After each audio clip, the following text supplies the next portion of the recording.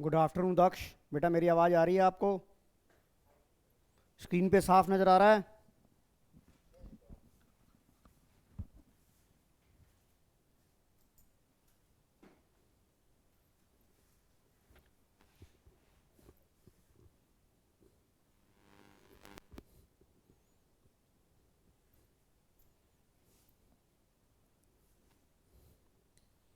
शुरू करें बेटा आज की क्लास, या अभी आ रहे हैं बच्चे? कितने आ चुके हैं? गॉड ब्लेस यू बेटा, अभी आने दो बच्चों को। अभी सिर्फ 9 जने ही आए हैं, 5 जने ऑफलाइन हैं, 9 जने ऑनलाइन हैं, उसमें से एक मैं हूँ, तो इसका मतलब 8 स्टूडेंट हो गए। 1 मिनट और वेट कर लेते हैं ताकि हमारी क्लास आज की शुरू हो सके, क्योंकि नया चैप्टर शुरू करना है और ये 20 मार्क्स की बुक है हमारी। बेटा पहले बैलेंस शीट तो सीखें, रेशियो एनालिसिस तो तब सीखेंगे ना जब बैलेंस शीट की आइटमें पता लगेंगी। हाँ, पहला दूसरा और रेशो। पहला तो आज ख़त्म हो जाएगा, आज मोस्टली मैं ख़त्म करा के ही छोड़ूंगा आज।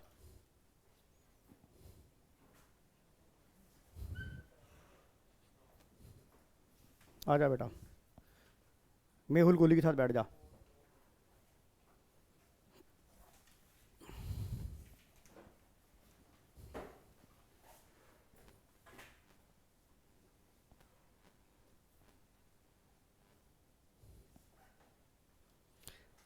आदित्य बेटा, स्क्रीन पे सामने साफ नज़र आ रहा है क्या?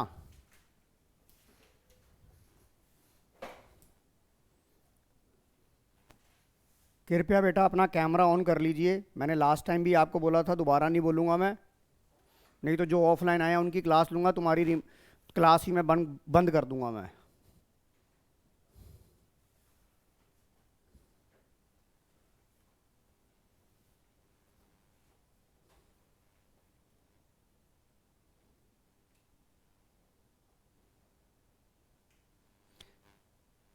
पावन नंदा, स्क्रीन पे ये कलर बैकग्राउंड का सही है, नज़र आ रहा है आपको?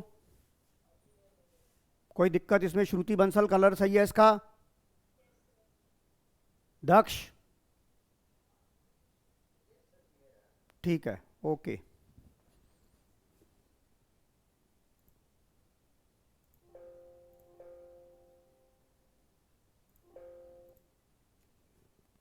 देखो बच्चों, आज मैं आपको थर्ड बुक शुरू कराने जा रहा हूं, जिसका नाम है एनालिसिस ऑफ फाइनेंशियल स्टेटमेंट। जिसका नाम है एनालिसिस ऑफ फाइनेंशियल स्टेटमेंट, यानी कि फाइनेंशियल स्टेटमेंट का एनालिसिस करना। तो बच्चों सबसे पहले आपको यह पता होना चाहिए कि जिसका मैं एनालिसिस करने जा रहा हूं वो भला क्या है, वो आइटम क्या है, अकाउंट्स में हमारी फाइनेंशियल स्टेटमेंट होती क्या है। क्योंकि जब तक आपको यही नहीं पता लगेगा तब तक आप किसका एनालिसिस करोगे। तो सबसे पहले हम ये समझेंगे कि एनालिसिस ऑफ फाइनेंशियल स्टेटमेंट में सबसे पहले हम ये समझेंगे कि फाइनेंशियल स्टेटमेंट, अकाउंटेंसी के अंदर फाइनेंशियल स्टेटमेंट कहते किसे हैं, right?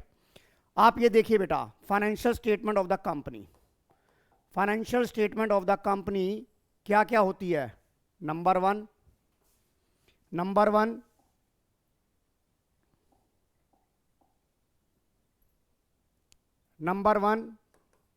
Balance sheet. Number one balance sheet. Number two statement of P and L. Number two statement of P and L. बेटा जब आपने यहां पर statement of P and L लिखा तो आपको ये बात देखिए, या तो लिखो प्रॉफिट एंड लॉस अकाउंट, या तो लिखिए profit and loss account. But company के केस में हम क्या लिखते हैं?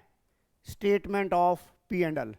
जब आपने स्टेटमेंट लिख दिया तो ये एक अकाउंट नहीं है, तो कभी भी statement of P and L के साथ अकाउंट वर्ड नहीं आता। अगर आप लिख दोगे statement of P and L account, तो वो आपका क्वेश्चन का आंसर हो जाएगा गलत। यहां पर अकाउंट वर्ड नहीं आता है। ये बात मेरी समझ में आ गई कि नहीं आ गई बेटा? अनिका, ये होता है statement of P and L.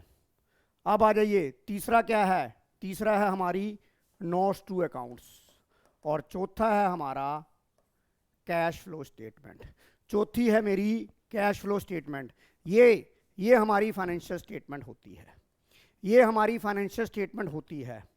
अब एग्जामिनर इसके ऊपर 1 मार्कर का सवाल कैसे बना सकता है, एग्जामिनर इसके ऊपर एमसीक्यू कैसे बिल्टअप कर सकता है, ये दिखाता हूं मैं आपको।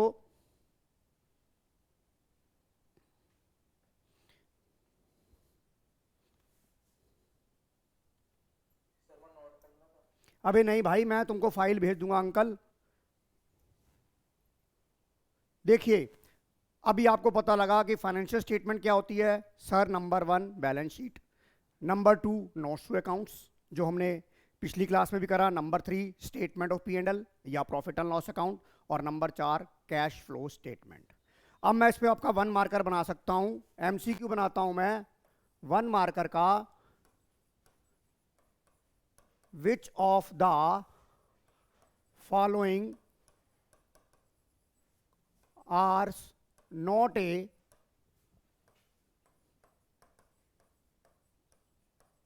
Financial statement. Number 1 balance sheet, number 2 statement of profit and loss, number 3 comparative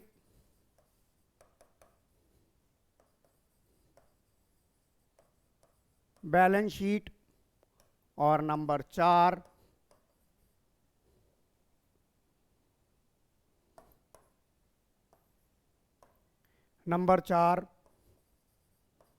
cash flow statement. बताइए इसमें से आपका ऑप्शन नंबर कौन सा आंसर होगा? बताओ बेटा, ऑफलाइन वालों, ऑनलाइन वालों, बताओ आंसर क्या होगा? थर्ड पार्ट आंसर नंबर, इसका आंसर होगा answer number 3 common comparative balance sheet.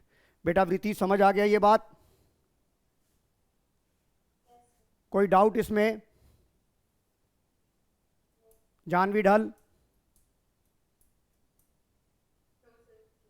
अब देखो, इस मैं आपको बार बार ये कह रहा हूं, जो इस बार आपका एमसीक्यू बेस्ड क्वेश्चन आना है उसमें आपको थ्योरी की पूरी नॉलेज होनी चाहिए, उसमें आपको थ्योरी की पूरी नॉलेज होनी चाहिए। तो मैंने आपको बताया कि फाइनेंशियल स्टेटमेंट कौन कौन सी होती है। Number 1 balance sheet, number 2 notes to accounts, number 3 cash flow statement, और नंबर 4 स्टेटमेंट ऑफ P&L। और उसके साथ कभी भी अकाउंट वर्ड नहीं आता। समझ आ गया स्पर्श? चलिए अब हम आगे चलते हैं, आगे चलते हैं हम।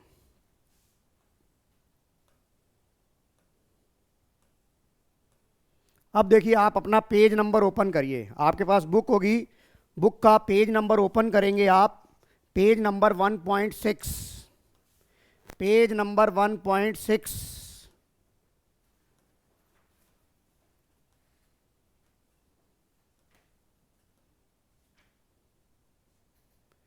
पेज नंबर 1.6 ओपन कर लिया आप लोगों ने?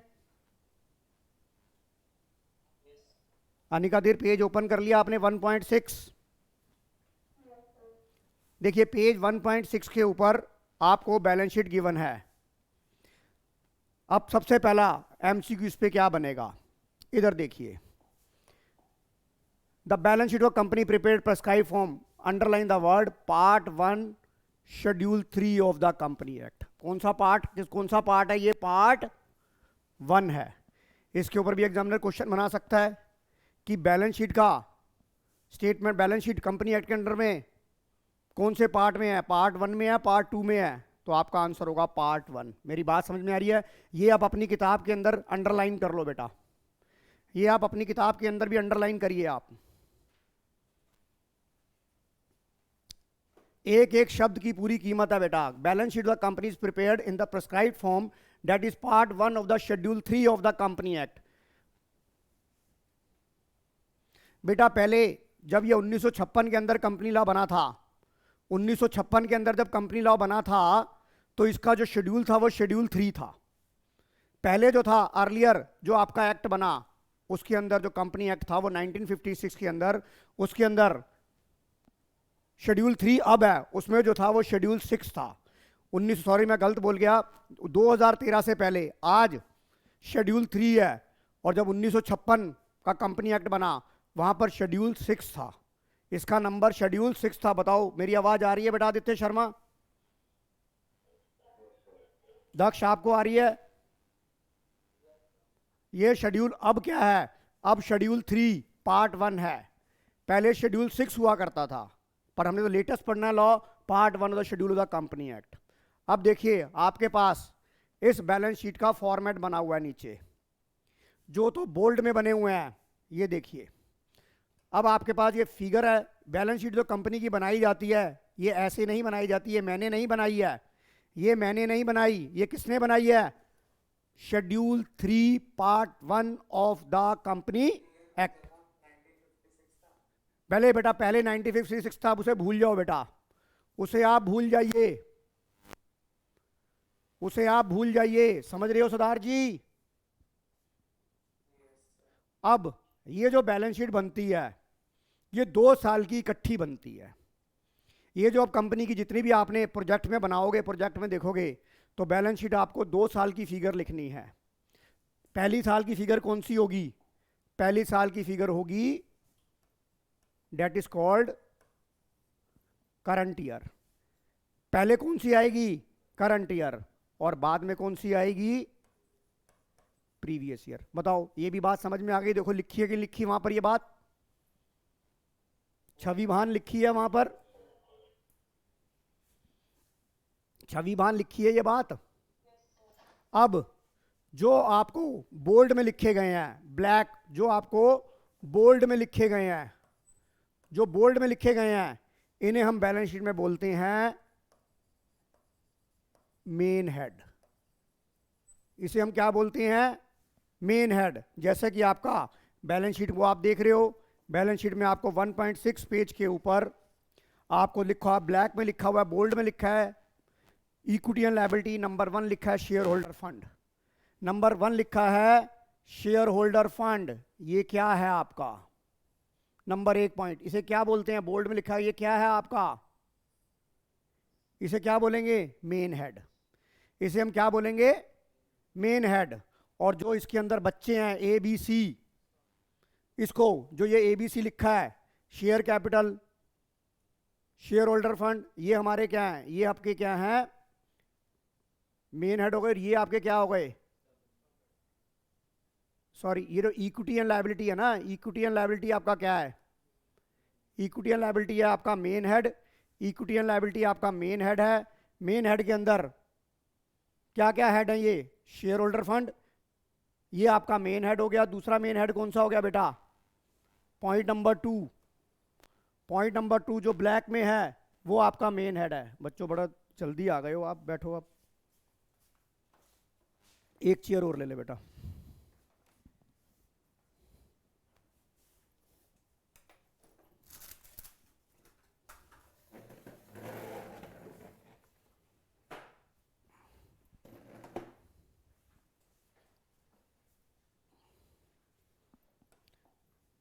आप अपनी बुक खोलिए, पेज नंबर 1.6। देखो बेटा, जो आपके ब्लैक में है शेयर होल्डर फंड, सेकंड लिखा है share application money pending allotment, non current liability, current liability, ये आपके क्या हैं? ये आपके मेन हेड हैं। 5 मिनट रुक के जाना आफ्टर द क्लास, मेरे को पहले का 5 मिनट का भी कराना है। ये बात समझ में आ गई? और जो ब्लैक के नीचे लिखा हुआ है ये आपके क्या हैं? सब हेड कहलाते हैं। अब सर ये बैलेंस शीट याद करनी पड़ेगी? बिल्कुल याद करनी पड़ेगी। सर क्या ये बैलेंस शीट याद करनी पड़ेगी? बिल्कुल याद करनी पड़ेगी। सर इतनी बड़ी बैलेंस शीट कैसे याद होगी? तो देखो आज मैं आपको एक तरीका बताता हूँ, ये बैलेंस शीट आपको 5 मिनट में याद हो जाएगी। मेरी आवाज़ आप लोगों को आ रही है बेटा? रिया सेठी, रिया सेठी, रिया सेठी, आवाज़ आ रही है मेरी? रिया बेटा, लगता है इसका माइक खराब है। श्रुति बंसल, मेरी आवाज़ आ रही है बेटा? ओ, कुछ कह रहे हो बेटा रिया? हाँ आ गई बेटा, आ गई आ गई। हाँ आ रही है बेटा। चलिए, अब ये जो आपकी बैलेंस शीट है ये आपको एज इट इज़ याद करनी है। इसका ना तो अप हो सकता है ना डाउन हो सकता है। इसकी जो सीक्वेंस है वो ना अप हो सकती है ना डाउन हो सकती है। ये एज इट इज ही बनेगी और एज इट इज ही रट्टा मारनी पड़ेगी। क्यों? ये बैलेंस शीट मैंने नहीं बनाई। अब आप मेरे से पूछोगे सर ये जो बैलेंस शीट बनाई है, अभी हमने 11th में पढ़ा, हमने बैलेंस शीट में कभी डेटर कहीं लिख दिया, कैश कहीं लिख दिया, इवन पार्टनरशिप में भी हमारी जहां मर्जी हुई हमने वहां लिख दिया। लिखा कि नहीं लिखा आप लोगों ने? यस और नो? यस सर, वहीं लिखा हमने। पर कंपनी में ये बैलेंस शीट क्यों बनाई गई? What is the logic behind of this concept? बेटा ऐसा है, मैं एक कंपनी का अकाउंटेंट हूं, मैं नौकरी छोड़ के चला जाता हूं। अब एक बात बताओ, आपकी जगह मेरी जगह आप अकाउंटेंट बन के आते हो, आप कंपनी की फाइनेंशियल बुक देखोगे, तो बताओ अगर ये प्रेस्क्राइब परफॉर्मा ना होता तो आप जब नई बैलेंस शीट आप कंपनी में ज्वाइन करा आपने, हाँ सर कंपनी में ज्वाइन करा, तो आपको जो अकाउंटेंट बनाया गया तो आप कंपनी की दीवारें तो देखोगे नहीं, कंपनी की फाइनेंशियल बुक देखोगे, डेट द फाइनेंशियल स्टेटमेंट। तो फाइनेंशियल स्टेटमेंट में आपके सामने बैलेंस शीट भी आएगी और P&L भी आएगा। तो क्या आप कैश को ढूंढोगे? यार उस पट्टे ने, पुराने वाले ने पता नहीं कहाँ लिखा हुआ है। यस और नो? छवि समझ में आ रहा है? तो बेटा सिमिट्री बनाने के लिए, सिमिट्री बनाने के लिए और उसका इंटरप्रिटेशन इजी करने के लिए एक प्रेस्क्राइब परफॉर्मा बनाया गया, that is schedule 3 of part 1 of the company act 2013, ताकि सभी कंपनियां इसी परफॉर्मे बनाए, ताकि सामने वाले को जिसे अकाउंट्स की नॉलेज है उसे इंटरप्रिटेशन करने में आसानी हो जाए। अनिका धीर समझ में आ रहा है ये? ओके। तो ये जो बैलेंस शीट बनाई, what is the logic behind of this prescribe pro forma? अब ये मत कहना कि सर ये इक्विटी पहले क्यों है, करंट लायबिलिटी बाद में क्यों, ये मैंने नहीं बनाया, इसको रट्टा मार लो।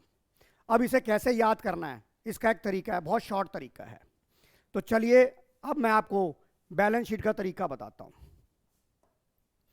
ये मेरी बैलेंस शीट है और यहां पर मैं आपको एक आज स्लोगन दूंगा,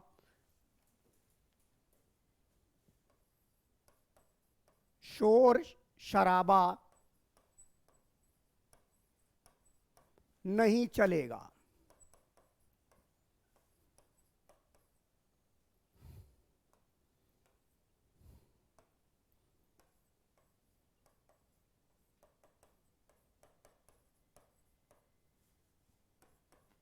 नहीं चलेगा। क्या कह रहा है? क्या कह रहा है बेटा? जसमीहर क्या कह रहा है? ओके। अबे शुक्र मना, कुछ और नहीं बोल दिया तूने। इधर देखो बेटा, आपको स्लोगन याद करना है, शोर शराबा नहीं चलेगा, नहीं चलेगा। ये वाला जो मेरा है, ये मेरा शोर शराबा नहीं चलेगा, ये मेरे लिए किसके लिए आया? ये मेरा आया इक्विटी एंड, आपने कॉपी नहीं करना, मैं इसका PDF भेज दूंगा आपको, इक्विटी एंड लायबिलिटी। और नहीं चलेगा किसका आएगा? एसेट साइड का, राइट? एसेट साइड का आएगा। अब ये कॉपी मत करो बेटा, समझ लो, मैं तुम्हें भेज दूंगा, याद हो जाएगा 5 मिनट में। शोर शराबा नहीं चलेगा, नहीं चलेगा। ये मेरे क्या हैं? ये मेरे हैं मेन हेड्स। पहले मैं मेन हेड याद करूंगा, मेन हेड के बाद मैं सब हेड याद करूंगा। अब आप इसका पहला वर्ड पढ़िए, अब आप इसका पहला वर्ड पढ़िए। ये देखिए, मैंने बोला शोर शराबा नहीं चलेगा। शोर किसमें था? ये इक्विटी एंड लायबिलिटी। सबसे पहला शोर, शोर का एस आया, तो ये क्या हो गया? Share, share holder fund. ये मेरा पहला मेन हेड हो गया। एस से शोर, शोर का एस हो गया शेयर होल्डर फंड। दूसरा क्या है? दूसरा भी शोर शराबा, दूसरा भी एस आ गया। दूसरा एस क्या आएगा? इसे बोलेंगे संपा,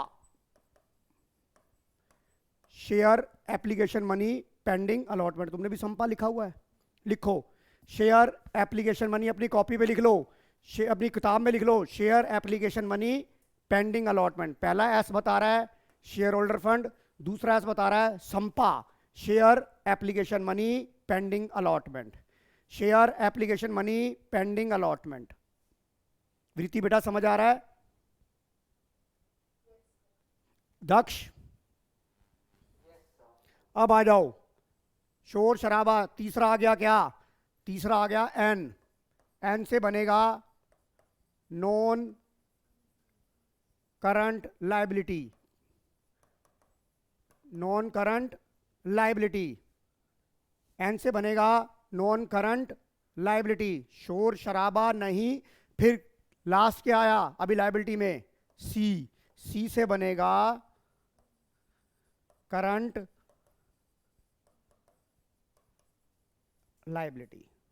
बताओ ये बात आप लोगों को, ये बात आप लोगों को समझ आ गई कि नहीं आ गई?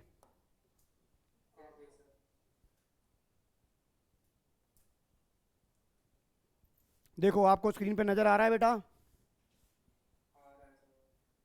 आदित्य शर्मा समझ आ गया? तो ये मैंने अभी क्या बताया? शोर शराबा नहीं चलेगा। ये किसका था? ये एस इसके लिए था, ये एस इसके लिए था, ये एन इसके लिए था, और ये सी।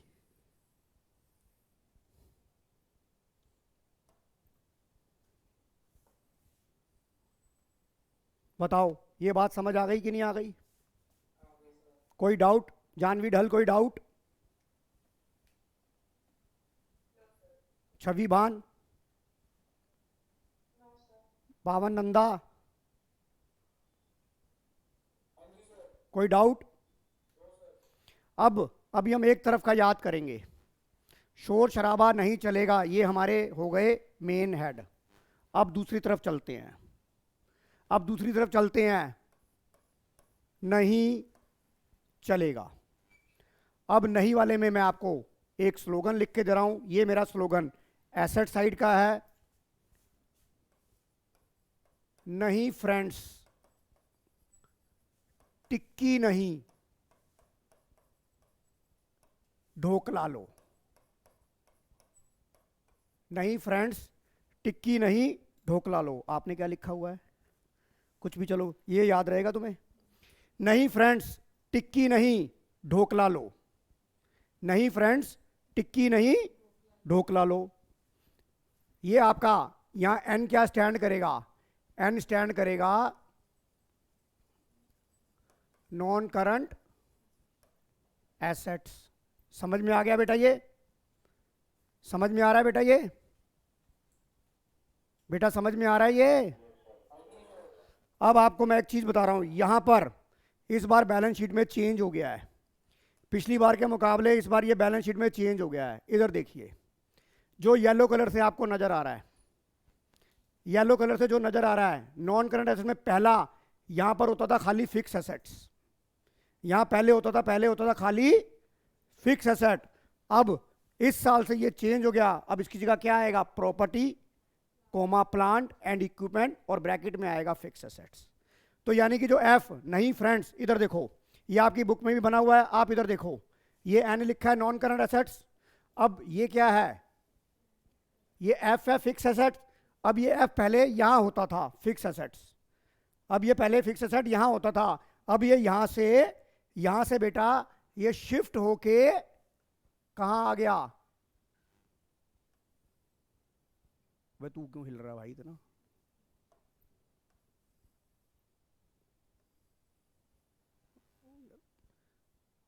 इसको काट ही देते हैं यार।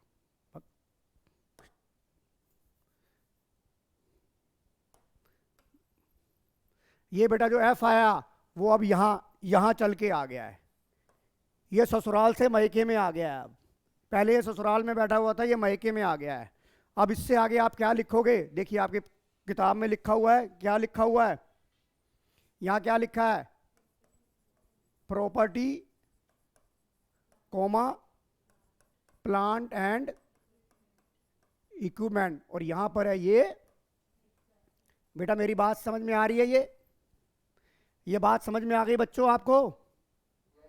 अब ये जो मैंने टिक्की बड़ी बड़ी लिखी है, ये बड़ी बड़ी जो टिक्की लिखी है, ये पूरा आएगा। मैं यहां इसको हटा देता हूं, यहां पर मैं टिक्की लिखता हूं।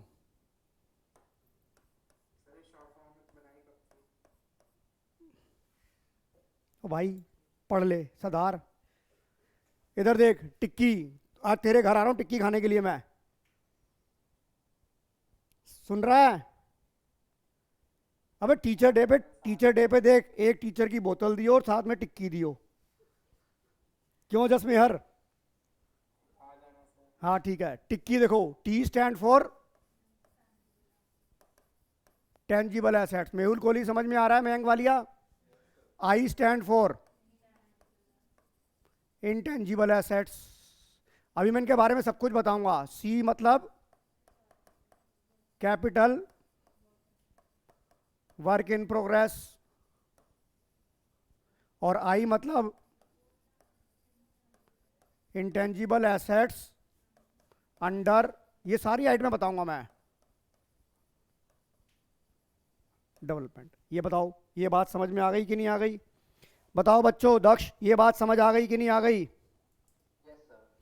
आ गई कि नहीं आ गई ये? अब इस एन की बात करें, ये एन क्या कहता है? ये एन आपको बोलेगा नॉन करंट इन्वेस्टमेंट, या मैं इसका कलर चेंज कर देता हूं।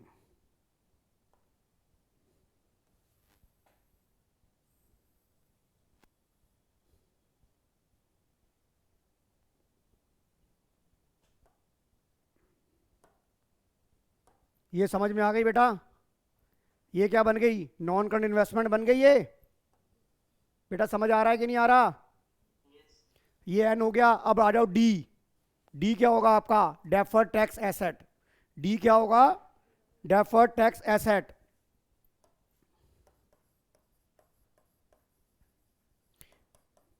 बेटा मैं सारी आइटमें आपको बताऊंगा।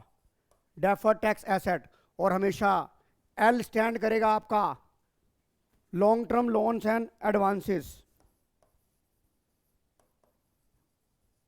Long term loans and advances. और हमेशा याद रखना, जो ओ होगा, ओ हमेशा अदर के लिए होगा, चाहे वो किसी भी हेड में हो, चाहे वो अदर नॉन करंट लायबिलिटी हो, चाहे अदर करंट एसेट्स हो, चाहे अदर करंट लायबिलिटी हो, चाहे अदर करंट एसेट्स हो। O stand for always other. Other किसका? अदर कौन सा था पढ़ रहे थे पहले हम? Non current assets. बताओ यहां तक ये बात आपको याद हुई कि नहीं हुई?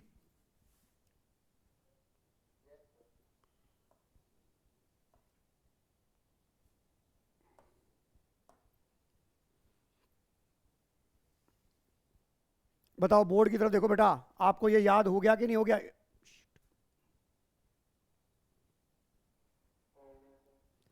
हो गया, याद हो गया ये? बेटा हो गया कि नहीं हो गया? छवि, छवि हो गया? तो नहीं फ्रेंड्स, टिक्की नहीं ढोकला लो। ये पूरी मेरी एसेट साइड का मेरे को टोटल याद हो गया। मयंक वालिया समझ आ गया? अब आ जाओ दूसरा सी। अब आ जाओ दूसरा सी। सी फॉर करंट एसेट्स, और इसका स्लोगन है कार इतनी तेज चलाओ सुन हो जाओ। कार इतनी तेज चलाओ सुन हो जाओ। कार इतनी तेज चलाओ सुन हो जाओ। कार इतनी तेज चलाओ सुन हो जाओ। अब ये बताओ Sparsh, C stand for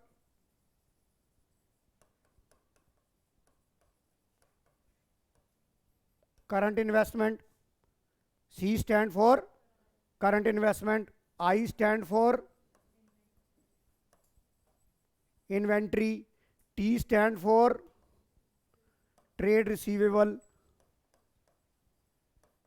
C stand for cash and cash equivalent, S stand for short term, क्या लिखूं? Loan and advances. बेटा सभी भान समझ में आ रहा है कि नहीं आ रहा? और ओ से हमेशा क्या बनेगा?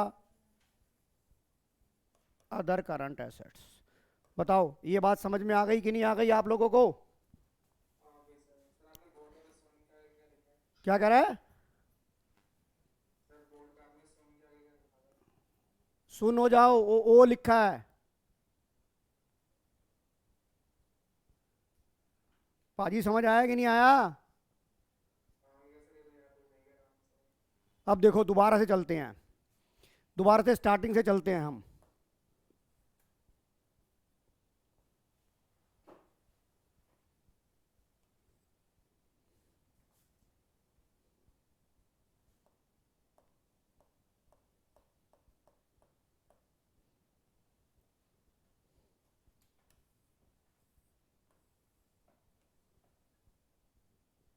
स्टार्टिंग से चलते हैं बेटा।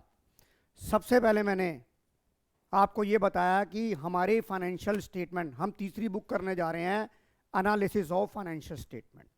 तो सबसे पहले ये समझते हैं कि भाई जिसका हम एनालिसिस करने जा रहे हैं, किसका? फाइनेंशियल स्टेटमेंट का, वो होती क्या है।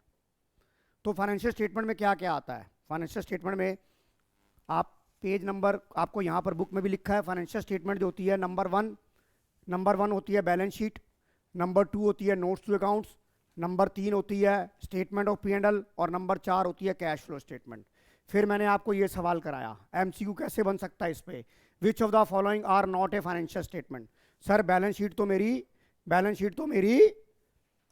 फाइनेंशियल स्टेटमेंट होती है, बैलेंस शीट तो मेरी फाइनेंशियल स्टेटमेंट होती है, स्टेटमेंट ऑफ P&L भी होती है, कैश फ्लो भी होती है, ये नहीं होती। तो मेरा आंसर होगा आंसर नंबर, ऑप्शन नंबर 3। उसके बाद देखो, उसके बाद हमने क्या किया, उसके बाद हमने इक्विटी एंड लायबिलिटी का मेन हेड पढ़ा, शोर शराबा नहीं चलेगा, शोर शराबा नहीं चलेगा। फिर हमने करा नहीं चलेगा, ये नहीं चलेगा क्या था, मेरा मेन हेड था। और मेन हेड के अंदर मैंने आपको पहले शोर शराबा से S stand for shareholder fund, S stand for shareholder fund, next S for संपा, N for non current liability and C for current liability. अभी मैंने इसके बच्चे नहीं बताए, पर मैंने एसेट के बच्चे पहले बता दिए। नहीं चलेगा नॉन करंट एसेट्स और करंट एसेट्स। एन का पूरा स्लोगन बनेगा, नहीं फ्रेंड्स टिक्की नहीं ढोकला लो, नहीं फ्रेंड्स टिक्की नहीं ढोकला लो, नहीं फ्रेंड्स टिक्की नहीं ढोकला लो। N stand for non current assets, fix asset अब आगे चली गई है, उसकी जगह प्रॉपर्टी प्लांट एंड इक्विपमेंट। अब टिक्की में आएगा tangible, intangible, capital work in progress, intangible asset under development, non current investment, deferred tax assets, long term loans and advances and other current assets. ये यहाँ तक बात समझ में आ गई मेहुल? आ गई ना? नॉन करंट एसेट, हाँ। उसके बाद देखो करंट एसेट्स में कार इतनी तेज चलाओ सुनो जाओ, current investment, inventory, trade receivable, cash equivalent, short term loan advances and other current asset. अब आ जाओ, अब हम करेंगे, अभी हमने लायबिलिटी का छोड़ दिया है। लायबिलिटी में सबसे पहला हेड क्या था मेरा? Share holder fund. इसके लिए स्लोगन याद करो, श्री राम मंदिर, श्री राम मंदिर। अभी रिसेंटली अयोध्या के अंदर श्री राम मंदिर का स्थापना हुई है, बीजेपी की गवर्नमेंट ने करा है पहली बार ये Shri Ram Mandir. Then S stand for Shri Ram Mandir, S. और जिनके भाई छोटे भाई बड़े भाई, छोटे भाई तो नहीं बड़े भाई या बहनें, एक SRM यूनिवर्सिटी है, बड़ी फेमस यूनिवर्सिटी है SRM, तो आप वैसे भी याद कर सकते हो। Then S stand for share capital, R stand for reserve and surplus, M stand for money received against share warrant. बताओ ये लिखा है कि नहीं लिखा? बताओ, ये भी चीज़ याद हो गई, आपको नोट नहीं करना, ये सारी मैं PDF आपको WhatsApp पे भेज दूंगा। आप सिर्फ समझो, जब हमने इतने पैसे खर्चे हैं तो टाइम तो बचाएं। यहाँ तक ये बात समझ में आ गई? ये किसका था? शेयर होल्डर फंड का।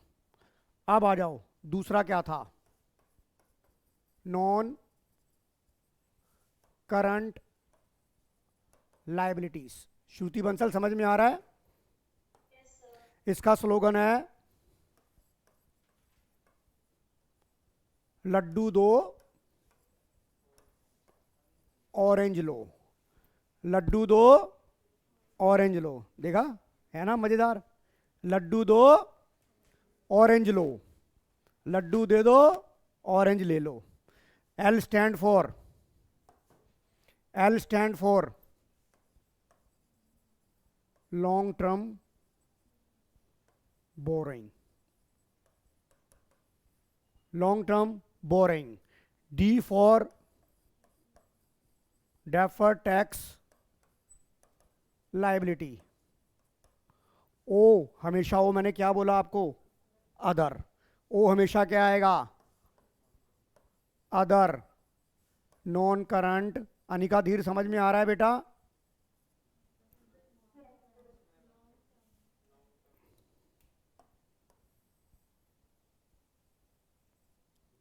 अदर लॉन्ग टर्म लाइबिलिटी लिखा है, बोरिंग लिखा है? Other long term liability. और L for long term provision. बताओ बच्चों, ये भी समझ आ गया कि नहीं आ गया? रिया सेठी समझ आ गया ये? हर्षित पसरीचा, वृत्ति, आदित्य शर्मा, अनिका धीर, पावन नंदा जी कहाँ चले गए? पावन नंदा जी हैं क्लास में या चले गए? बेटा अगर कैमरा बंद करेगा यहीं से रिमूव कर दूंगा मैं। ओके, तो देखो ये भी समझ में आ गया नॉन करंट लायबिलिटी का। अब देखो आगे चलते हैं हम, आगे चलते हैं। आगे हमारी क्या है, करंट लायबिलिटी। बेटा आपको पता है, आप सिक्के को उछालते हो, क्या लिखते हो, टॉस। टॉस करते हो कि नहीं करते हो? तो ये जो टॉस है आपका, ये टॉस लिखना और इस एस को पहले कर देना, इस एस को उठा के यहाँ लिख देना, तो क्या हो जाएगा, एस टॉस हो जाएगा। मेहुल कोहली समझ में आ रहा है? तो S T O S, S for short term boring.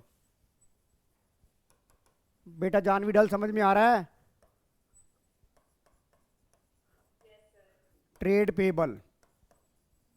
Other, other पे बताओ क्या लिखूं,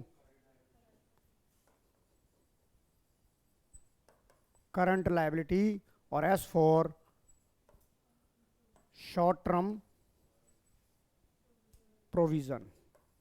बेटा बोरिंग यहां आ गई ऊपर, बेटा पहले आ गई है।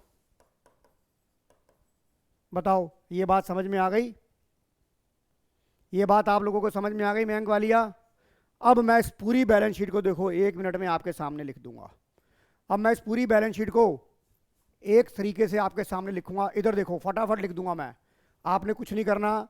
मैंने बैलेंस शीट बनाई, equity and liability, current year, previous year, share holder fund. इसका क्या था सर? इसका था मेरा श्री राम मंदिर, श्री राम मंदिर।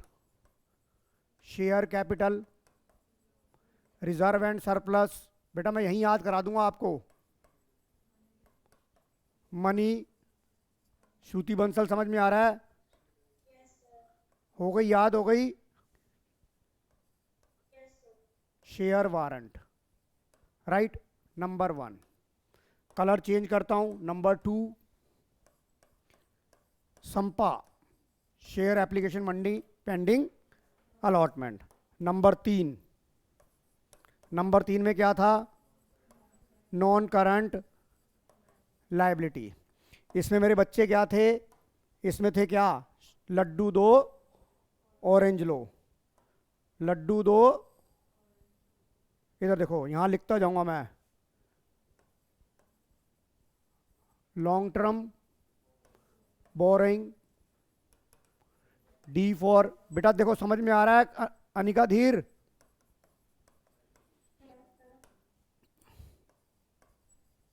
अदर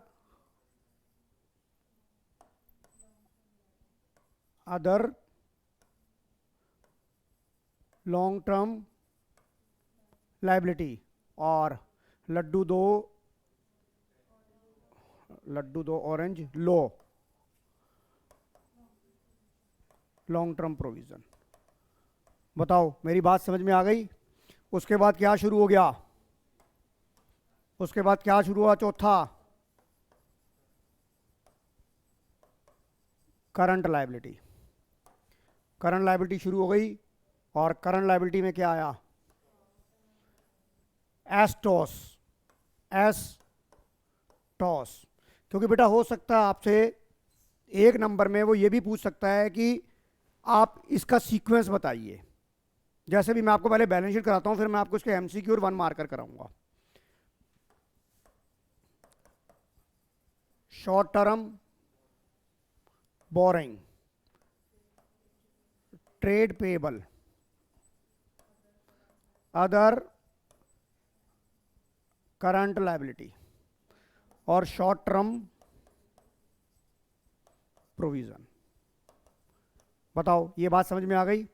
अब इस पे अगर मैं लायबिलिटी साइड पे अगर मैं आपसे अब एमसीक्यू पूछता हूं, अगर मैं आपसे लायबिलिटी साइड के मैं एमसीक्यू पूछता हूं, तो मैं पूछता हूं what is correct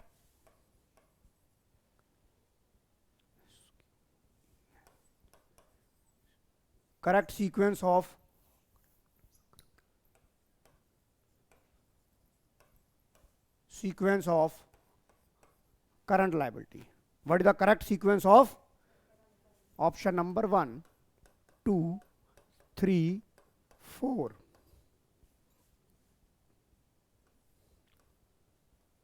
Short term borrowing, short term provision, other current liabilities,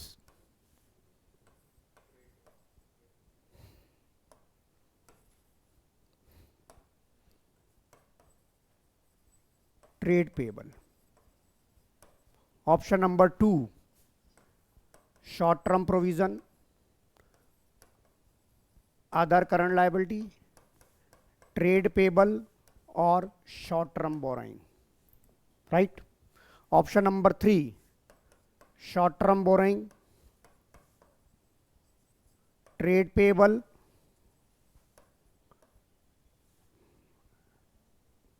other current liability, और short term provision. Option number 4, none of the above. Third. आपको समझ में आ गया कि एग्जामिनर का क्या मोटिव रहेगा, और ये मोटिव तभी आप पूरा कर पाओगे जब आपको सब्जेक्ट की अच्छे से नॉलेज होगी। तो बताइए ऑप्शन नंबर 3 श्रुति बंसल समझ आ गया कि नहीं आ गया? बेटा जानवी ढल समझ आ गया? प्रीति, ये तो हो गया हमारा इसका। अब देखो मैं एसेट साइड की बैलेंस शीट फटाफट लिखता हूं। कैसे लिखता हूं?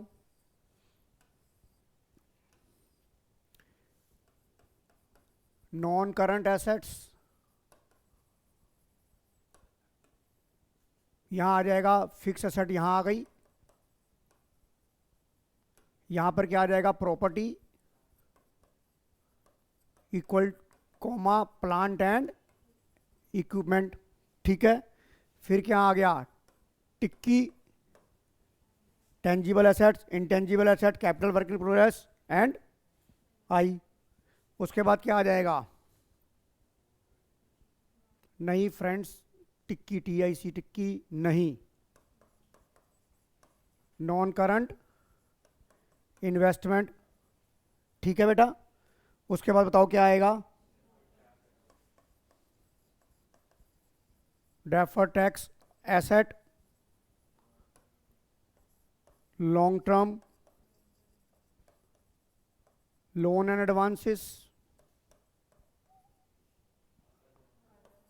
Other non current assets. बताओ पूरी बैलेंस शीट अब आपको याद हो गई नहीं हो गई? और करंट एसेट्स का होगा कार इतनी चलाओ और सुन हो जाओ। बताओ आपको पूरी बैलेंस शीट मैंने क्लास कितने बजे शुरू की थी? आपको आधे घंटे के अंदर मैंने सारी बैलेंस शीट याद करा दी, नहीं करा दी? मेन शोर शराबा नहीं चलेगा, नहीं चलेगा, शोर शराबा नहीं चलेगा, नहीं चलेगा। S stand for shareholder fund, S stand for shareholder fund, ठीक है। फिर उसका SRM, share capital, reserve and surplus, money received against share warrant. फिर आ गया संपा, share application money pending allotment. फिर आया नॉन करंट लायबिलिटी, लड्डू दो ऑरेंज लो, L stand for long term borrowing, T लड्डू दो, D for defer tax liability, O for other long term borrowing और लॉन्ग टर्म प्रोविजन। उसके बाद आ जाओ current liability, S toss short term boring, trade payable, other non current liability और short term provision. अब नहीं friends, टिक्की नहीं ढोकला लो, हमने डिस्कस कर लिया। ये तो था मेरी बैलेंस शीट का ओवरव्यू जो मैंने रट्टा मारा। अभी मैंने आपको इसमें से कुछ भी नहीं बताया कि इसके अंदर अब क्या क्या आता है। बेटा ये मेरी बॉडी है, मैंने पुनः पूरा बॉडी डिस्क्राइब कर दिया।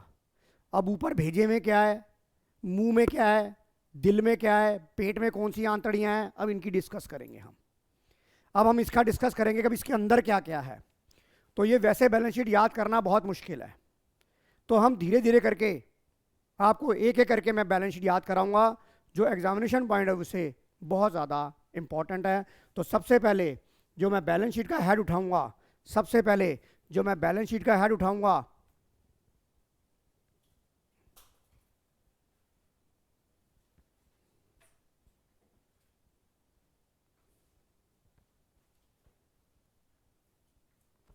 ये देखिए, ये मैं आपको इसका पीडीएफ भेज दूंगा।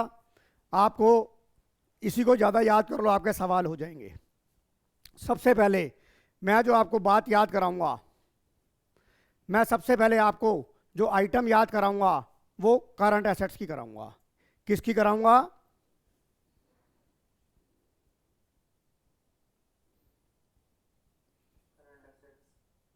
आ रहा नजर? हाँ, सबसे पहले मैं आपको, बेटा बोर्ड पर नजर आ रहा है, ब्लर तो नहीं नजर आ रहा? सबसे पहले मैं आइटम याद कराऊंगा जो एग्जामिनर की बड़ी इंपॉर्टेंट होती है, डेट इज, क्या लिखा है बेटा यहां पर जसमेहर, क्या लिखा है? सबसे पहले हम इस पूरी फैमिली में इन्वेंट्री को याद करेंगे, इस पूरी फैमिली में इन्वेंट्री को। और आपको मैं गारंटेड कहता हूं इन्वेंट्री में एक आइटम आपको मिलेगी ही मिलेगी, या तो वो उसको, हर एग्जामिनर की इन्वेंट्री बड़ी फेवरेट होती है ये। तो इन्वेंट्री ये आपका क्या कहलाएगा? ये आपका क्या कहलाएगा? Main head. और ये इन्वेंट्री क्या कहलाएगी इसकी? बेटा ये मेरी बात समझ में आ रही है श्रुति? अब करंट एसेट्स के अंदर इन्वेंट्री आती है, करंट एसेट्स के अंदर इन्वेंट्री आती है। जैसे कि अगर मैं आपसे बोलूं कि सतीश अकाउंट क्लासेस कहां पर है, तो मेन क्या है सर? दिल्ली सिटी में है, दिल्ली सिटी में है। और कौन सी नगरी में है? जनकपुरी नगरी में है। तो जनकपुरी नगरी हो गई। अब जनकपुरी में कहाँ है? C4E की मार्केट के फर्स्ट फ्लोर पे है। तो ये इसका सब हेड हो गया कि नहीं हो गया? अब करंट एसेट्स मेन एसेट्स है, इसमें कार इतनी तेज चलाओ सुनो जाओ, इन्वेंट्री आ गई। अब इन्वेंट्री के अंदर क्या क्या आता है, इसका कोई स्लोगन नहीं है, इसे आपको याद करना है। इन्वेंट्री में सबसे पहले आया रॉ मटेरियल, सबसे पहले क्या आया? Raw material. दूसरा क्या आया? Work in progress. तीसरा क्या आया? Finish goods. चौथा क्या आया? Stock in trade. पांचवा क्या आया? Stores and spare and loose tools. बताओ ये बोर्ड पे नजर आ रहा है आपको? अनिका धीर, अनिका धीर, ये बोर्ड पे नजर आ रहा है बेटा? अनिका धीर, ओके। तो बेटा आपको ये याद करने की जरूरत नहीं है। अब पेपर में सवाल कैसा आता है, अब आप ये जो सीक्वेंस है इसे आप ऊपर नीचे कर सकते हो।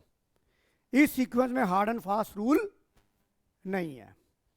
अब आपको सवाल कैसा पूछा जाता है, मैंने आपको एक चीज याद दिलाई।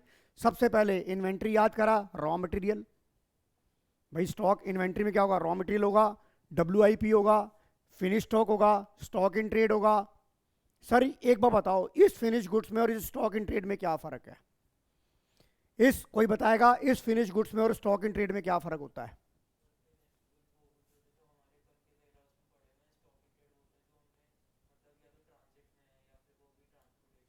यस, ये भी हो सकता है। बेटा स्पर्श ने जवाब दिया। मैं बताता हूँ बेटा, जो कोई मैन्युफैक्चरिंग कंपनी होती है, मैन्युफैक्चरिंग कंपनी ने माल बनाया, फिनिश गुड बनाया, पर अभी वो पैकिंग नहीं हुआ, दुकान पर नहीं गया, अभी वो मेरी फैक्ट्री में पड़ा है, अभी पैक होके वो दुकान पर नहीं गया। दुकान पे कौन सा माल जाता है? Stock in trade. Is it clear सात्विक? हाँ यार, स्टॉक, यार हम स्टॉक इन ट्रेड सिर्फ उसका होगा जो बिल्कुल रेडी है, रॉ मटेरियल तो अलग से दे रखा है ना, इसे तो बनाएंगे हम, ये is not intended for resale, इसकी हेल्प से बनाएंगे ना। तो बेटा अब यहां पर आपको सवाल क्या आता है? सवाल आपका ये आएगा, आपका सवाल जो आएगा वो ये आएगा, की हो गई, सवाल आपको ये आएगा, इसके अंदर आपसे पूछा जाएगा, ये बहुत ही इंपॉर्टेंट है,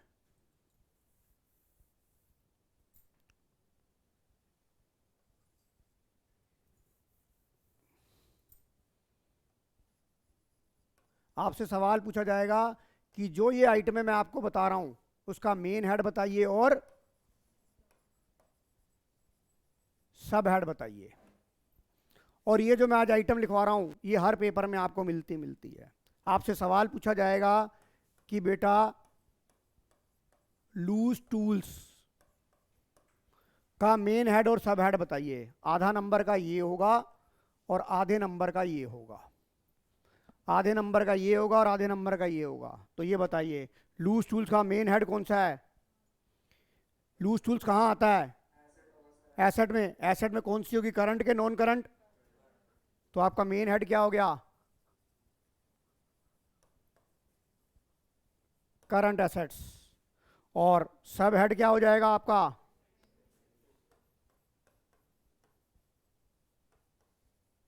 इन्वेंट्री। दूसरी आइटम बहुत ज्यादा पूछी जाती है, that is stores and spares. Stores and spare, आपसे पूछा कि आप हमें सब हेड बताइए। आपको सवाल को बड़े ध्यान से पूछ रहा है, पढ़ना पड़ेगा कि वो आपसे मेन हेड पूछ रहा है, सब हेड पूछ रहा है, खाली मेन हेड पूछ रहा है, खाली सब हेड पूछ रहा है, या सब हेड और मेन हेड दोनों पूछ रहा है। बताओ ये बात समझ में आ गई पावन नंदा? हाँ जी। तो बताइए अगर मैं स्टोर्स एंड स्पेयर का बोलूं कि मुझे सब हेड बताओ तो क्या होगा? इन्वेंट्री।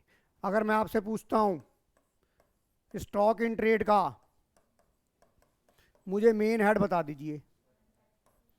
Current assets. आपको आपको एग्जामिनर कहीं भी कंफ्यूज कर सकता है।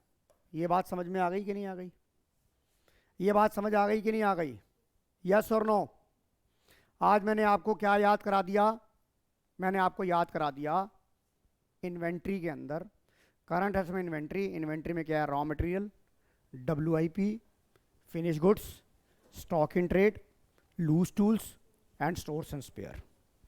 बेटा मेरी बात समझ में आ गई अनिका धीर? आ गई। अब देखिए एक चीज ये याद हो गई, आज हम ये एक ही चीज याद करेंगे। अब मैं आपको दूसरी आइटमों की इंटरप्रिटेशन बताऊंगा कि वो आइटमें होती क्या हैं। तो चलिए हम अपनी बैलेंस शीट में दोबारा से चलते हैं।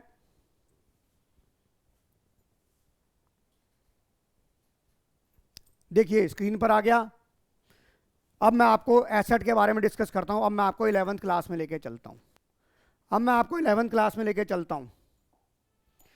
जानवी ढल मुझे जवाब देगी टेंजिबल एसेट्स की डेफिनेशन क्या होती है?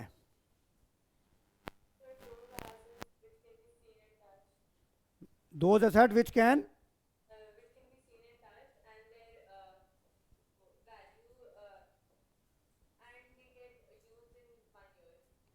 चलो बेटा इस प्रॉपर लैंग्वेज नहीं थी, चलो इंटेंजिबल एसेट्स। क्या कह रहे हो, दोबारा बोलो जसमें हर, हाँ एग्जिस्टेंस होती है, हाँ हाँ हाँ हाँ हाँ। देखो मैंने आपको बताया था बेटा 11th में लेके चलता हूँ, tangible assets are those assets जिसमें तीन फीचर होते हैं। जिसमें तीन फीचर होते हैं, क्या होता है? Physical existence, plus can be touch plus can be scene. Yes और नो? यस और नो?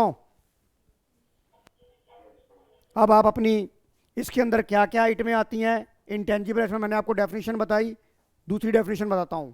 इंटेंजिबल एसेट्स जिसमें फिजिकल एग्जिस्टेंस नहीं होता, ना उसे टच कर सकते हैं ना उसे सीन कर सकते हैं, जैसे गुडविल, ट्रेडमार्क, कॉपीराइट। अभी मैं आपको पूरा याद करवाऊंगा ये। अब आ जाइए कैपिटल वर्क इन प्रोग्रेस। ये क्या बला होती है sir? Capital work in progress क्या बला होती है? बेटा मैं आपको बताता हूं, इधर देखिए। मैंने एक ये प्लॉट लिया, मेहुल बोली देख इधर देख, मेहंग वालिया, ये प्लॉट लिया मैंने, और इस प्लॉट के ऊपर मैंने अपनी ऑफिस की बिल्डिंग बनानी शुरू कर दी। तो क्या रातों रात बिल्डिंग बन जाती है? नहीं ना। मैंने बिल्डिंग स्टार्ट कर दी, मेरे यहाँ 1 लेंटर डल गया, 2 लेंटर डल गया, 3 लेंटर डल गया, फ्लोर बन गए, ये ग्राउंड फ्लोर बन गया, ये फर्स्ट बन गया, ये सेकंड बन गया, इनके लेंटर डल गए। अब पर अभी तैयारी अभी मैं इसको यूज करने लायक नहीं बना, मैं इसमें प्रवेश नहीं कर सकता क्योंकि इसमें बहुत सारे काम कराने हैं और मेरी बुक्स हो गई क्लोज। तो बताओ ये बिल्डिंग अंडर कंस्ट्रक्शन है कि नहीं है? और जितनी बिल्डिंग आपकी बन गई है उतनी बिल्डिंग आप रिकॉग्नाइज कर सकते हो, जितनी बिल्डिंग बन गई है उतनी आप रिकॉग्नाइज कर सकते हो। तो बेटा that is called capital work in progress, means building under construction. अब मैं आपको बुक का पेज नंबर ओपन करता हूं, आप ये आइटमें खुद रीड करेंगे, मैं आपको पेज नंबर बता रहा हूं।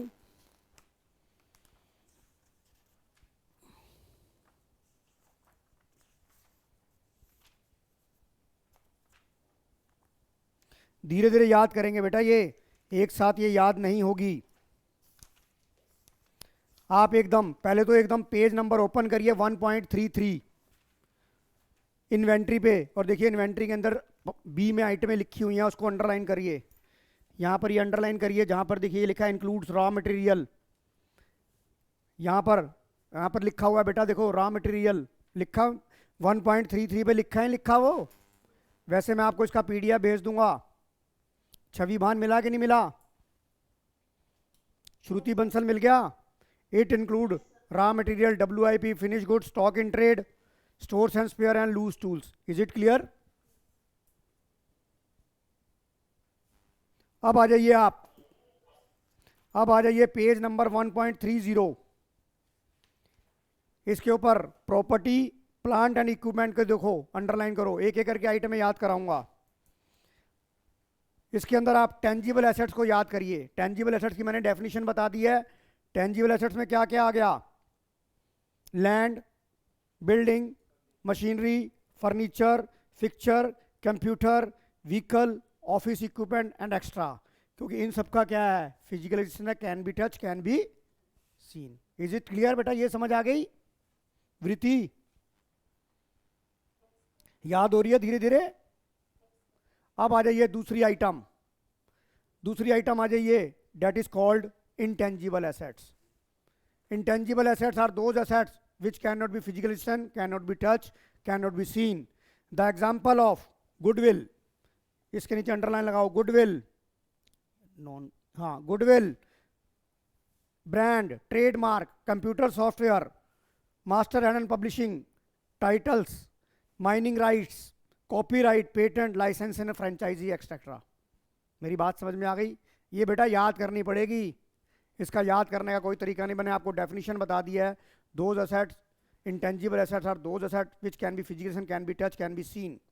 अब आ जाइए तीसरा, कैपिटल वर्क इन प्रोग्रेस। वो मैंने आपको बता दिया कि बिल्डिंग अंडर कंस्ट्रक्शन। ऐसे बेटा मान लो मैं एक मशीनरी मेक कर रहा हूँ, मशीनरी बना रहा हूँ, मशीनरी मेरी काफ़ी लंबे टाइम ले रहा है, तो मशीनरी मेरी जितनी जितनी बनती जाएगी, that is called tangible asset under construction. वैसे मेन एग्जांपल जो होता है वो बिल्डिंग अंडर कंस्ट्रक्शन का ज़्यादा सुटेबल एग्जांपल होता है। Is it clear? ये बात समझ में आ रही है आपको? श्रुति बंसल, दक्ष समझ आ गया? अब आ जाओ number 4, intangible assets under development. अब इसको मैं समझाता हूं बेटा, इसे मैं समझा रहा हूं बेटा। ये क्या होती है इंटेंजिबल एसेट अंडर डेवलपमेंट? आज की डेट में कोविड आया मार्च 2020 के अंदर, याद है आपको? वर्ल्ड वाइड कोविड आया मार्च के अंदर, चाइना में पहले ही आ गया था, तो उसकी वैक्सीन बनानी ऑल ओवर वर्ल्ड ने शुरू कर दी थी, यस और नो? मैं आपको एक जवाब देना चाहूंगा यहां पर।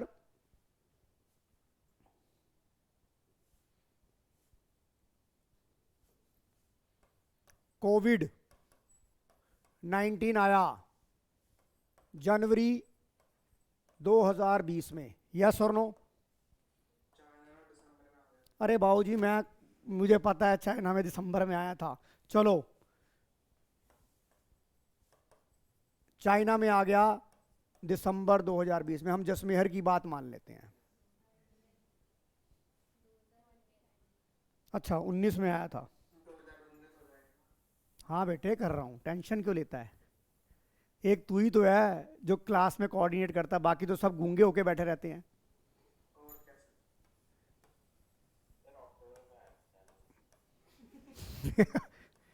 चल भाई 2019 में कोविड आया। अब सारी जो वर्ल्ड वाइड की फार्मास्यूटिकल कंपनियां हैं वो मेडिसिन बनाने के लिए तैयार हो गई, शुरुआत हो गया उनका, शुरुआत हो गई। अब हमारी क्या कहते हैं वैक्सीन बनानी है, हमने बनानी शुरू करी। सबसे पहले बंदरों पे करी, फिर कुत्ते पे करी, फिर बिल्ली पे करी, लग रहा है हमारा R&D चल रहा है। और हमारी बुक्स बंद हो जाती हैं 31 मार्च 2020 को, यस और नो? अब ये जो थीसिस चल रही थी, ये जो वैक्सीन बनाने की प्रक्रिया प्रोसेस चल रहा था, तो ये जो प्रोसेस है ये मेरा क्या कहलाएगा? और ये फार्मूला है, इस फार्मूले को ना तो टच किया जा सकता है, ना सीन किया जा सकता है, ना इसका कोई फिजिकल एग्जिस्टेंस होगा। तो ये एसेट कौन सी कहलाएगी? Intangible assets under development.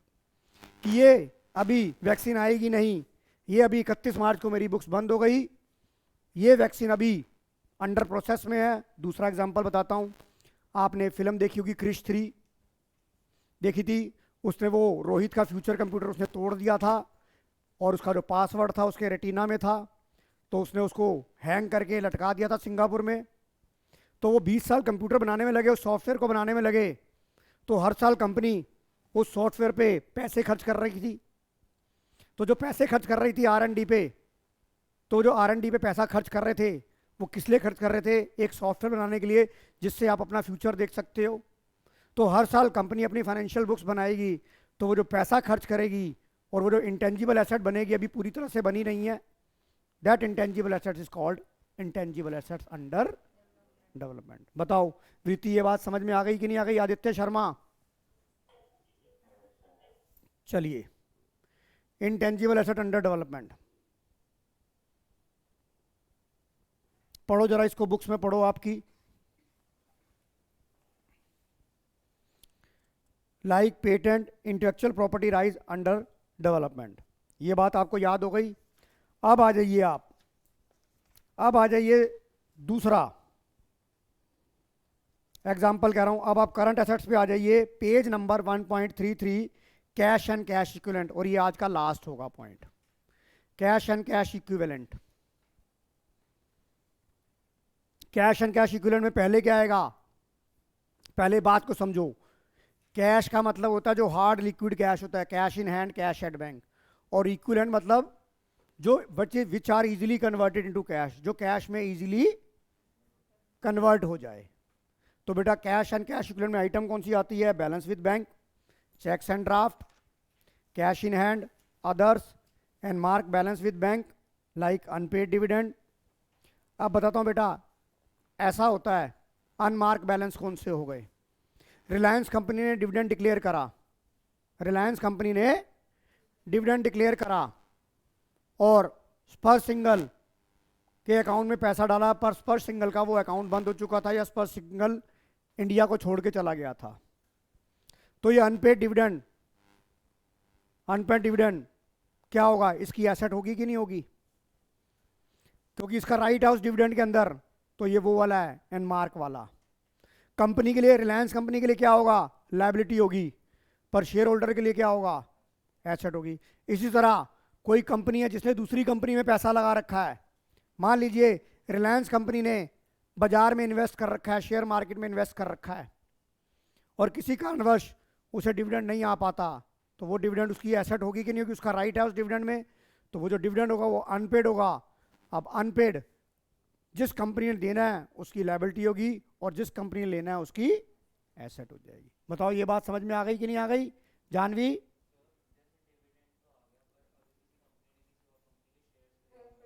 एक मिनट, हाँ क्या कह रहे हो? हाँ, शेयर्स तो इन्वेस्टमेंट के अंडर में आएंगे ना बेटा, शेयर्स जो है वो तो इन्वेस्टमेंट के अंडर में आएंगे ना। वो आपकी, अब वो उसमें भी देखेंगे कि दो तरह की इन्वेस्टमेंट है आपकी। अगर इजीली कन्वर्ट इनटू कैश है, आपने शॉर्ट टर्म के लिए लिया है, तो वो करंट इन्वेस्टमेंट में आ गए, that is a marketable security. और अगर आपने लॉन्ग पीरियड का हॉरिजन लिया है तो non current investment non current में आ गए, क्योंकि बिकॉज आपको डेफिनेशन पता है, current assets are those assets which are converted into the cash within the 1 year, and non-current assets are those assets which are not converted into cash within the 1 year, and it is not intended for resale.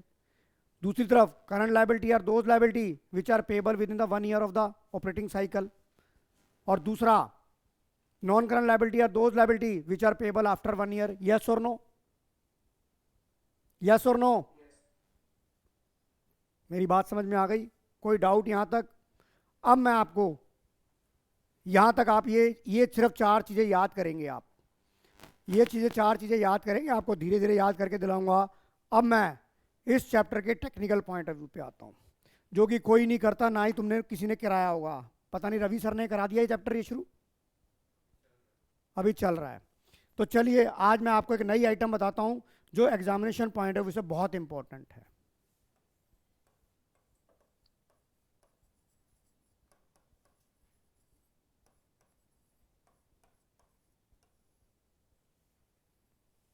क्या लिखा है जानवी मैंने board पे बेटा? Page number खोलो आप, 1.17। सभी बच्चे पेज नंबर 1.17 को ओपन करेंगे। कर लिया ओपन? देखिए, the term operating cycle defined schedule 3 of the company act. बेटा देखो, आपने कैश था, कैश से आपने मटेरियल लिया, आप चार्ट को देखो, कैश से आपने मटेरियल लिया, मटेरियल को फिर प्रोसेस करा, मटेरियल को फिर प्रोसेस करा, मटेरियल को प्रोसेस करा, प्रोसेस करने के बाद बनाया, बनाने के बाद बेचा, बेचने के बाद फिर उसे कैश में कन्वर्ट कर दिया, यानी कि आपने एक साइकिल पूरा कर लिया। That is called operating cycle. इसकी डेफिनेशन याद कर लेना बेटा, operating cycle is the time between the acquisition of an asset for processing and its realisation into cash and cash equivalent. बताओ, इसको अंडरलाइन करो, ये बात समझ में आ गई कि नहीं आ गई? अब मेन जो मुद्दा है इसके अंदर, हमारी जो कंपनी एक्ट में डेफिनेशन, ये तो मैंने आपको लेमन में बताया, current liability are those liability which are payable within the 1 year, जबकि एक्चुअल डेफिनेशन है current liability are those liability which are payable within the operating cycle, within the. Sir ये definition कहाँ लिखी है? ये मैं आपको बता रहा हूँ, आप जब करंट लायबिलिटी की या नॉन करंट लायबिलिटी की आप बुक में डेफिनेशन बताता हूँ कहाँ उनसे पेज पे मिलेगी आपको, ऑपरेटिंग साइकिल लिखा है वहाँ।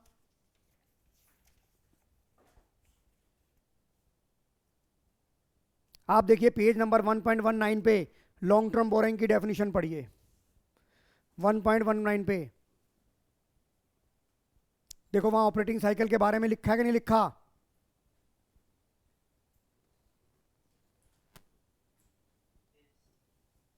श्रुति बंसल समझ आ गया? वहां पे यहां पर बात करते हैं ऑपरेटिंग साइकिल की। इसका मतलब एक कंपनी की ऑपरेटिंग साइकिल ही ये डिसाइड करती है कि जो मैं पैसे दे रहा हूं वो करंट लायबिलिटी है या नॉन करंट लायबिलिटी है। मेरी बात आपको समझ में आ रही है जानवी?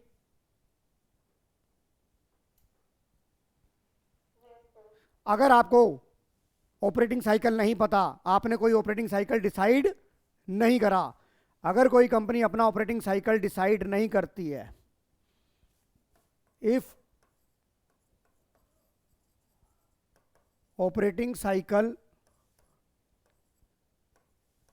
नॉट गिवन या नॉट डिसाइडेड, अगर आपका ऑपरेटिंग साइकिल डिसाइड नहीं है, गिवन नहीं है, तो आपका बाय डिफॉल्ट क्या माना जाएगा?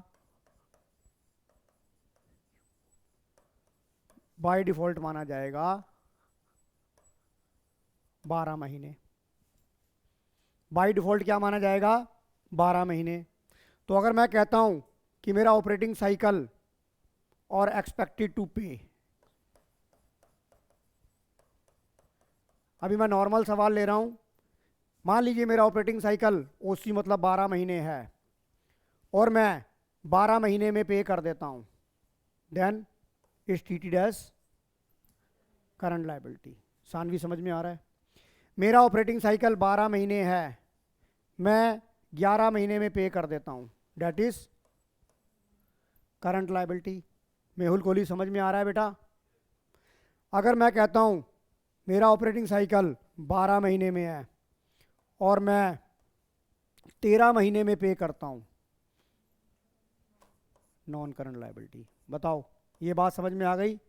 ये तो जब है जब मेरा ऑपरेटिंग साइकिल नहीं दिया और बाय डिफॉल्ट मैंने 12 महीने लिया। यस और नो? मयंक वालिया समझ में आ गया? अब मैं आपको एक नई चीज सिखा रहा हूं। इफ अगर आपका ऑपरेटिंग साइकिल 12 महीने से नीचे चला जाता है, 12 महीने से नीचे चला जाता है, तो आप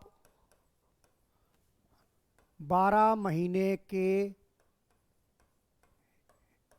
हिसाब से करंट लायबिलिटी और नॉन करंट लायबिलिटी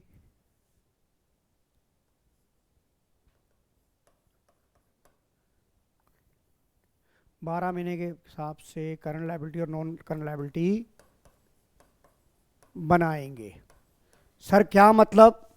मान लीजिए मैं कहता हूं आपका ऑपरेटिंग साइकिल लेट से हो जाता है 8 महीने, आपका ऑपरेटिंग साइकिल है 8 महीने और आप पे कर रहे हो एक्सपेक्टेड टू पे 12 महीने।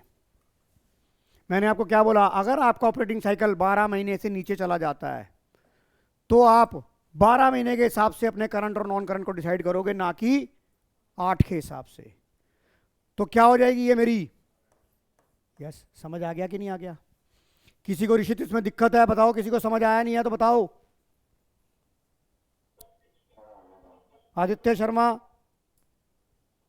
वृत्ति समझ आ गया? बेटा डिफॉल्ट, बाय डिफॉल्ट हमारा ऑपरेटिंग साइकिल 12 महीने का होता है। अगर कोई कंपनी अपना ऑपरेटिंग साइकिल 12 महीने से नीचे कर देती है, और ये डिसाइड करने के लिए अभी हमने आपको बताया कि करंट लायबिलिटी या those liability which is payable within the operating cycle, yes और नो? अगर मैं ये डेफिनेशन लेकर चलता हूं तो 8 महीने है, 12 महीने में कर रहा हूं, तो मेरी नॉन करंट होनी चाहिए अकॉर्डिंग टू डेफिनेशन। पर यहां पर एक्सेप्शन है कि अगर आपका ऑपरेटिंग साइकिल 12 महीने से नीचे चला जाता है तो आप नॉर्मल जो आपका ऑपरेटिंग साइकिल है उसके हिसाब से बात करेंगे। 8 महीने या 12 महीने में कर दिया तो क्या हो जाएगा? Current liability. 8 महीने है, 8 महीने में पे करा तो क्या हो जाएगा? Current liability. 8 महीने है, आपने 9 महीने में पे करा तो भी क्या हो जाएगी? Current liability. रीति समझ आ गया कि नहीं आ गया? आपने 8 महीने में किया, आपका ऑपरेटिंग साइकिल 8 महीने है, पर आपने 13 महीने में किया तो ये क्या हो जाएगी? Non current liability. बेटा समझ में आ गया कि नहीं आ गया? ये तो था जब आपका ऑपरेटिंग साइकिल 12 महीने से नीचे चला जाए। अब ऐसा भी हो सकता है कि आपका ऑपरेटिंग साइकिल 12 महीने से ऊपर चला जाए। तो चलिए आगे चलते हैं। अगर आपका ऑपरेटिंग साइकिल 12 महीने से ज्यादा चला जाता है तो current liability and non current liability का सीधा संबंध होगा। सर क्या मतलब, बड़ी गूढ़ी हिंदी लिख दी, संबंध होगा। कहने का मतलब है अगर आपका ऑपरेटिंग साइकिल 13 महीने है, आपका ऑपरेटिंग साइकिल 13 महीने है और आप एक्सपेक्टेड टू पे करते हो 13 महीने, तो क्या हो जाएगी करंट। आपका 13 महीने है, आपने 12 में पे कर दिया करंट। आपका ऑपरेटिंग साइकिल 13 महीने है, आपने 14 में पे करा नॉन करंट। आपका ऑपरेटिंग साइकिल 18 महीने है, आपने 24 में पे करा नॉन करंट। आपका ऑपरेटिंग साइकिल 18 महीने में है, आपने 17 में पे करा। बताओ प्रीति, अब बताओ सारे केस क्लियर हो गए कि नहीं हो गए? अब अपना एग्जाम्पल करो। ऑपरेटिंग साइकिल के नीचे आपका एक एग्जाम्पल दे रखा होगा, इसका एग्जाम्पल करो। Example number 1 on page number 1.18 करो। एग्जाम्पल नंबर 1.18 पे और मुझे बताओ आपके सारे, पहले करना नीचे आंसर मत देखना, पहले चेक करो कि आपका आंसर क्या। कॉपी पे करो सारे जने, मुंह जुबानी नहीं करेंगे, वर्बली कोई नहीं करेगा।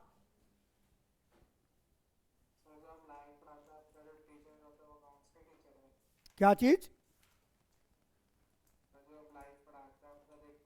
हाँ हाँ बेटा, वो VIS के HOD हैं रविंदर अग्रवाल, CM है रविंदर अग्रवाल, वो वेंकटेश्वर इंटरनेशनल के HOD हैं बेटा। और बेटा वो मैथ्स भी पढ़ाते हैं, ही इज ऑलराउंडर। तुझे तो मैं कह तो रहा था अगर तुझे मैथ्स में दिक्कत है तो रवि सर को भेज देता हूँ, पर फिर कोरोना ही हो गया।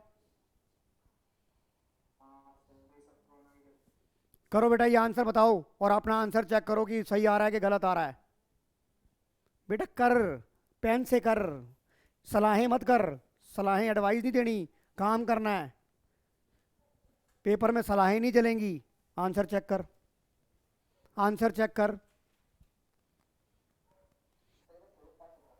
हाँ जी, अच्छा फोर्थ पार्ट। इधर देख दक्ष, ऑपरेटिंग साइकिल कितना था? कितना था? 18 मंथ्स का। और एक्सपेक्टेड टू पे कितना कर रहा है? तो इसका तो डायरेक्ट रिलेशन है ना बेटा, अब 12 से अगर ऊपर हो जाए तो डायरेक्ट हो जाएगा। तो ये क्या हो गया? समझ गया? जब 12 से नीचे हो जाए, प्रॉब्लम तो वहां है, जब 12 से नीचे हो जाएगा तो आप 12 कंसीडर करोगे, और जब 12 से ऊपर हो जाएगा तो डायरेक्ट रिलेशन करोगे कि अगर 18 में किया 15 तो ऑपरेटिंग साइकिल से नीचे आ गया तो क्या हो गया करंट। अगर हमने इधर देख सानवी 18 महीने है और मैंने 12 में करा तो भी करंट। अगर मेरा 24 महीने है और मैंने 23 में करा तो भी करंट। अगर 24 महीने है मैंने 25 में करा नॉन करंट। बताओ अब ये आंसर चेक करो, जो नहीं समझ में आएगा 10 बार समझाऊंगा। वैभव पराशर, मेहुल कोहली। एक मिनट हाँ हाँ, नहीं उससे हमें कोई लेना देना नहीं है, हम तो ऑपरेटिंग साइकिल को देखेंगे, क्योंकि जो कंपनी में डेफिनेशन लिखी है वो ऑपरेटिंग साइकिल की लिखी है। तो वही तो बताना ना, बैलेंस शीट जब बनेगी 31 मार्च को तो वो as a current liability treat होगी ना। 18 मंथ्स का ऑपरेटिंग साइकिल था, हमें फाइनेंशियल ईयर के साथ कोई लेना देना नहीं है। नो बेटा, बैलेंस शीट तो वही 12 महीने की बनती है, अकाउंटिंग पीरियड तो वही 12 महीने करेगा। तू जब बैलेंस शीट बनाएगा, तो वहां पे तू करंट लायबिलिटी और नॉन करंट लायबिलिटी लिखेगा, सेग्रीगेशन करेगा कि नहीं करेगा? तो तेरे को इस हिसाब से सेग्रीगेट करना पड़ेगा। नहीं नहीं, अगर तेरी 18 महीने की ऑपरेटिंग साइकिल है और तेरे को एक्सपेक्टेड टू 15 महीने है, तो जब तू एंड ऑफ द ईयर अपनी पोजिशनल स्टेटमेंट बनाएगा तो वहां पर तू करंट लायबिलिटी ट्रीट करेगा। उससे मुझे कोई, मुझे तो सिर्फ मेरे को तो ये बताना है कि ये लायबिलिटी मेरी करंट है या नॉन करंट है, बस। कौन सी दिन? As on balance sheet date. देख वहां लिखा हुआ है operating cycle as on balance sheet date. Balance sheet date लिखी होगी वहां पर, जहां पे करंट लायबिलिटी की डेफिनेशन लिखी है बेटा, करंट एसेट्स की डेफिनेशन लिखी है, पढ़ वहां पर। At the date of balance sheet, page number 1.19 पे देख, पूरा पढ़ वो पैराग्राफ, लिखा है ना as on balance sheet date. जो सवाल बेटा मेहुल कोहली ने समझा, आपको समझ आ गया कि नहीं आ गया? मेहुल, मेरी शादी 15 जून को होनी है, मेरी शादी 15 जून को होनी है, 31 मार्च को मेरी बुक्स बंद हो गई, तो क्या मेरी शादी हो गई? नहीं हुई ना, मैं अभी खवा रहा हूं भाई। चाहे वो 2 महीने रह गए हैं, पर शॉर्ट टर्म रह गया, जल्दी हो जाएगी। 2 महीने रह गए हैं तो भाई जल्दी जल्दी, 2 महीने रह गए हैं, करंट लायबिलिटी बन जाएगी मेरी वो। मैं अपनी बताता हूँ बेटा, मेरा रिश्ता जब हुआ तो मेरी शादी, जिस दिन मेरा रिश्ता हुआ मेरी शादी होने के 2 साल लग गए, मैंने 2 साल बाद शादी करी। तो वेरी फर्स्ट डे जब मैंने अपनी मैडम के साथ डेट मारी तो वो क्या थी? नॉन करंट लायबिलिटी थी। और जैसे जैसे टाइम नज़दीक आता चला गया, वैसे वैसे वो मेरी करंट लायबिलिटी बन गई। अब वो मेरी परमानेंट लायबिलिटी बन गई। समझ में आ गई कि नहीं आ गई? अबे यार भाई, मैंने करी नहीं शादी थी। मैंने कहा मैं रिश्ता कर दो आज, मेरे फादर कहते नहीं तेरा रिश्ता करना है। मैंने कहा मैं नहीं कर रहा शादी। कह रहे जब तू कहेगा तभी करेंगे। मैं कहा 2 साल का टाइम दे दो मेरे को। कह रहे चल अच्छा लड़की पसंद कर ले, 2 साल बाद शादी कर देंगे। बस अब तो हो सकती है। क्यों जसमेहर, तूने तो कहीं वो तेरा वो वाला हाल तो नहीं है फुकरे वाला? बाबा जी मैंने उस कॉलेज एडमिशन दिला दियो, और फिर बाबा जी ओदा सैक्शन ये हैगा है, और दूजा कहता बाबा जी ने रोल नंबर भी दस के जाया था। क्यों जसमेहर? ऐसा नहीं है। चलो अब बताओ, ऑपरेटिंग साइकिल समझ आ गया। अब इसके बाद आप पेज नंबर ओपन करेंगे, लास्ट क्वेश्चन है आज का, पेज नंबर 1.30, एग्जाम्पल नंबर 13। इसमें किसी को तीनों को डाउट? एग्जाम्पल नंबर 13, यहां पर ऐसा डिसाइड करनी है, डिसीजन वही रहेगा, रूल वही रहेगा। रिया सेठी समझ आ गया?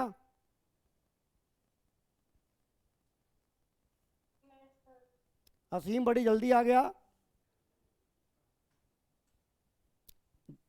जानवी डल समझ आ गया बेटा ये वाला सवाल करंट नॉन करंट का? अब example number 13 on page number 1.30, यहां पर आपको डिसाइड करना है करंट एसेट्स और नॉन करंट। कॉन्सेप्ट वही रहेगा।